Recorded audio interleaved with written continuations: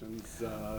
What is getting the star here on the Hollywood's Rock Walk mean? Well, I kind of was surprised by it. I really wasn't expecting to have anything like that happen, and so it's kind of overwhelming and humbling, when you look at all the people that are actually there, and you see all those handprints, and you kind of go, wow, I'm going to be next to Les Paul.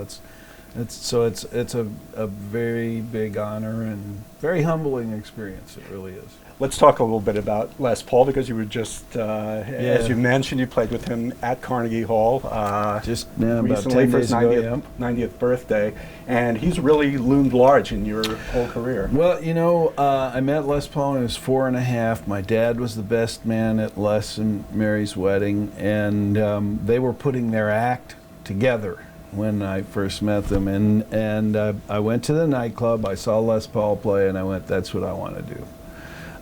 He was so funny and so talented, and now that I think back about it, I mean, there were so many great musicians that would just gather to see Les Paul play. They would come there to measure their own talent, and to see the new technology. And of course, at the time, I didn't know it was new technology, but he was playing a solid body guitar.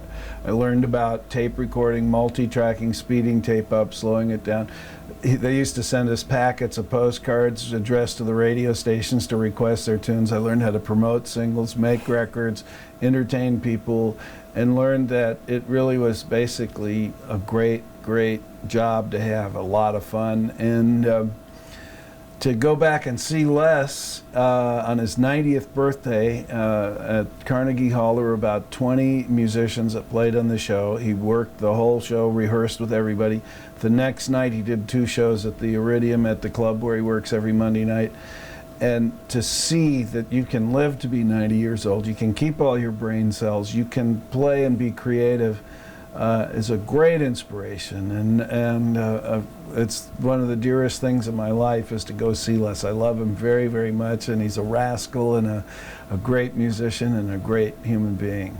I'm just, I'm wondering if you remember now, from what I read, you already had your first guitar when Les came over to teach you those chords. And your Uncle Dale, I believe, gave you? That's right. Well, on my mother's side of the family, there were 3 brothers, and they were all musicians, and Uncle Paul was in the Paul Whiteman Orchestra, and Uncle Dale was a guitar player, and Uncle CB was a guitar player. Uncle Paul played violin, hot jazz violin. He was quite good.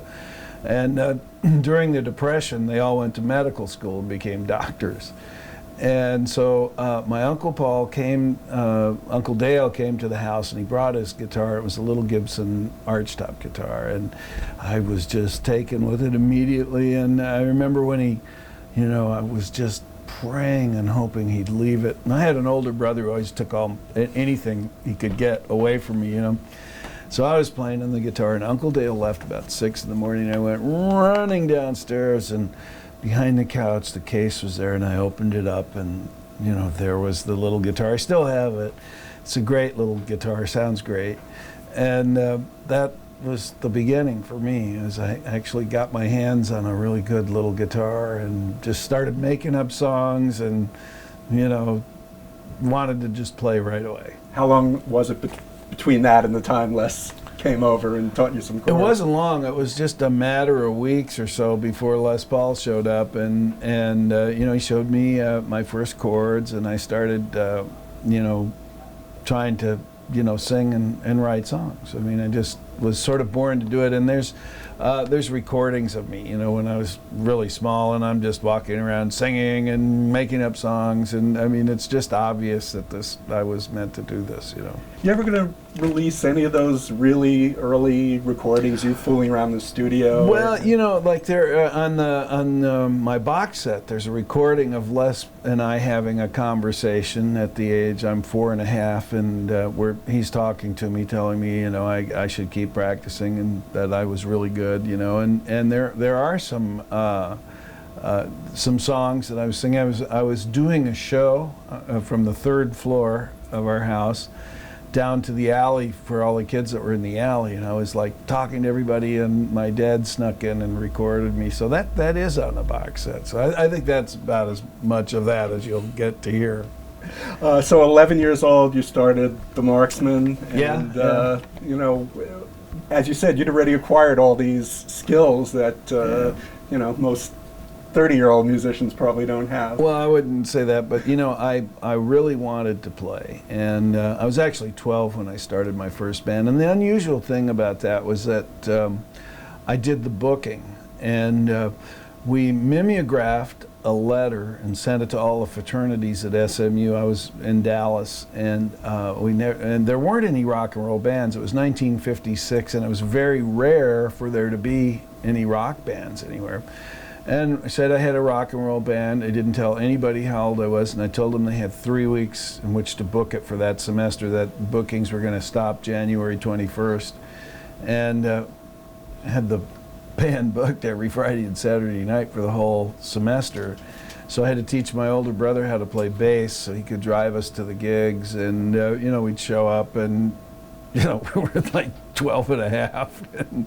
But we had a good band. We had a great drummer. Boz Skaggs joined that band the next year, and it was really a very good band, and we entertained people. I mean, we knew what we were doing, and we just started at a very young age and just kept going, and we worked all year long for 5 years till I graduated.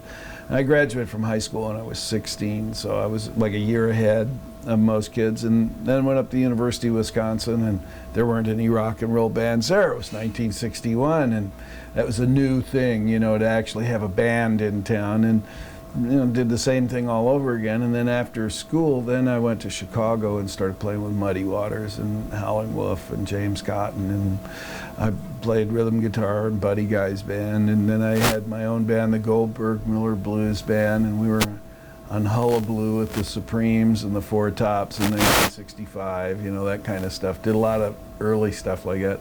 And then headed out to San Francisco and got a recording contract with Capitol in '67, and then released our first record in '68. And even before the Capitol deal, you were recorded backing Chuck Berry. Was that the one and only time that the Steve Miller Band backed Chuck Berry, or were there more? No, I played with Chuck Berry many times, and could have saved, you know, Keith Richards. You know, if he'd called me up, I could have said, "Look, here's what you have to do," because, you know, Chuck was a very tough guy to play with, and he would show up and he would fly in from St. Louis. He'd arrive at 7 o'clock at night. He'd have to be paid in cash.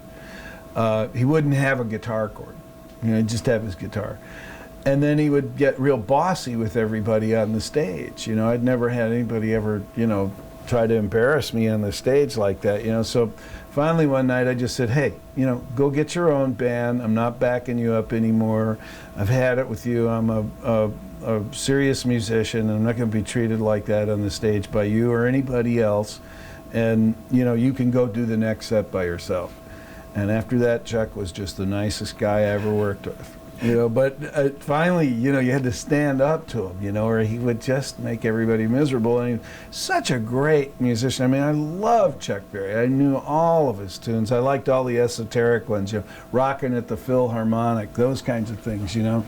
And so in the end, it was good because we did play lots and lots of gigs. I probably backed him up 20, 25 times. Something like I've read that you learned at the foot of Aaron T-Bone Walker, who was one of the great showmen, guitar showmen. Well, T-Bone was my dad was a doctor, and T-Bone was a patient of a friend of my dad's. And when my dad found out that T-Bone Walker was around, he immediately invited him over, and T-Bone came over to the house. And I have tape recordings of T-Bone playing in our house in 1951, 1952. I was 9 at the time, and my parents rented a piano, so I knew something was up, and so I got sick and stayed home from school because there was a piano at the house, and I really wanted to fool around with a piano. We didn't have a piano.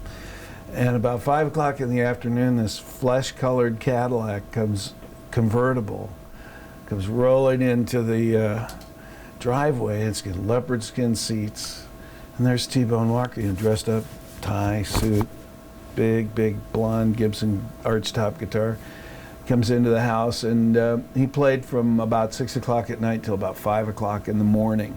It was a hell of a party, and I stayed up for the whole thing. And he taught me how to play guitar behind my head and do the splits, and really taught me how to play lead guitar. I mean, I'd never seen anything like that. And he was around, quite a bit, and was a super gentleman and always a sweetheart. I mean, a really sweet man. And of course, as I grew up and then really listened to everything T-Bone had ever done, I think he's probably one of the best blues writers and blues players of all of them, and B.B. King, will say he got most of his licks from T-Bone Walker. So, being pals with T-Bone was a real advantage. When I got to be about 35, 40 years old, I sort of went, my God, I can't believe the people I met and, the opportunities I've had, and then after that, going to Chicago and playing with Howlin' Wolf and with Buddy Guy and Junior Wells and James Cotton and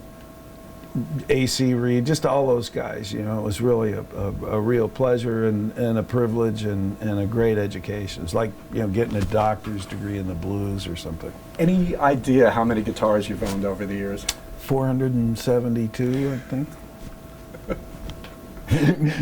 Your favorites, acoustic and electric? Well, my favorite guitar that I have right now is a guitar that was made by John Bull, and I'm playing it right now. And I have a excuse me, I have a great collection of guitars, and I've saved most of the guitars through my life. From my very first little Gibson archtop. I have some D'Acquisto guitars that Jimmy D'Acquisto made for me that are really great. Got some great Gibsons, got some great Fenders, a lot of guitars made by different luthiers. Steve Anderson has made me some really wonderful guitars. Jim Triggs has made me some great ones. I mean, the list goes on and on and on. And right now, my very favorite guitar is it's a '59 Fender Stratocaster that was just made. And John Boland made it for me, and I'm getting divorced. I've been playing the wrong guitar for the last 15 years. Now I'm in love with this new Strat. It's killing me. I'm so excited about this guitar that I can't wait to play it. It's like that. You've been on tour. Yeah, just played it last night. Hi, Mom. Yeah. So you just played it last night. How's the Take the Money and Run tour been going? Well, it's been great. It's been a phenomenal tour. It's been sold out, which is really always very gratifying, to have a large audience come and see you play. But we're really having fun. I mean, I love what I do. I love playing music. It's like, God, I got to go play lead guitar tonight. Doggone it, And the band's great, and the audiences have been great, and the sound is great, the amps are working good. This guitar is just knocking my socks off, so I'm having a ball. It's been a while since the last studio album. Any plans? You working on one? The record biz is just so weird right now that, and it's such a big job to, put a record out and go through all of that stuff, and that right now Capitol has asked me if I would make 4 albums. And I'm thinking, I'm considering it. I've been recording all along. I record lots of things that I like, and just the state of radio, the record business, is kind of odd right now. So I'm not sure, when I'll release a new record, and if I felt like I could get directly to my fans, I would.